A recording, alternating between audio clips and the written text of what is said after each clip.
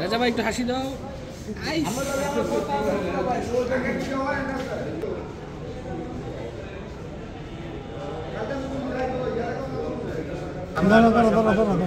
সাকিব ভাই খারাপ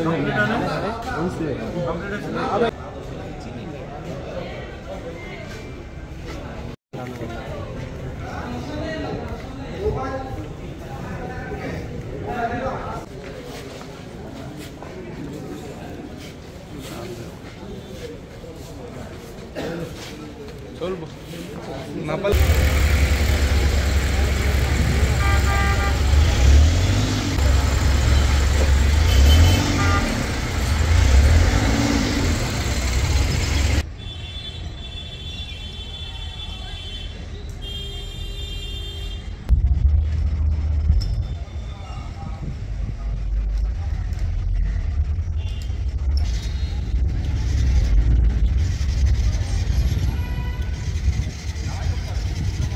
আপনারা জানেন গত ৩ তারিখে পারভেজ হাসান নামে একজন যুবক হত্যাকাণ্ডের শিকার হয়।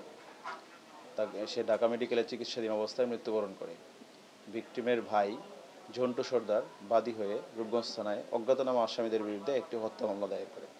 হত্যা মামলা দায়ের করার পর রূপগঞ্জ থানার কয়েকটি চৌকস টিম বিভিন্ন জায়গায় অভিযান পরিচালনা করে, বিভিন্ন তথ্য উপাত্ত বিশ্লেষণ করে, সিসিটিভি ফুটেজ সহ ভিকটিমের এবং সন্দেহভাজনদের সিডিআর বিশ্লেষণ সহ এই ব্যাপারে সর্বাত্মক কার্যক্রম পরিচালনা করে। পরিশেষে রূপগঞ্জ থানার দুটি টিম একজন আসামিকে কুমিল্লা এলাকা থেকে এবং একজন আসামিকে রূপগঞ্জ থানা তারাবো এলাকা থেকে গ্রেপ্তার করতে সক্ষম হয়। আমরা আসামিদের জিজ্ঞাসাবাদ করি। আসামিদের জিজ্ঞাসাবাদে এই ঘটনাটির রহস্য উন্মোচিত হয়েছে। আমরা জানতে পেরেছি যে ভিকটিমকে ২ তারিখ সন্ধ্যা ৭:৩০ ঘটিকার সময় ব্যক্তিগত কিছু সম্পর্কের জের ধরে এখানে একটি খুবই স্পর্শকাতর সমকামিতার একটা বিষয় জড়িত আছে।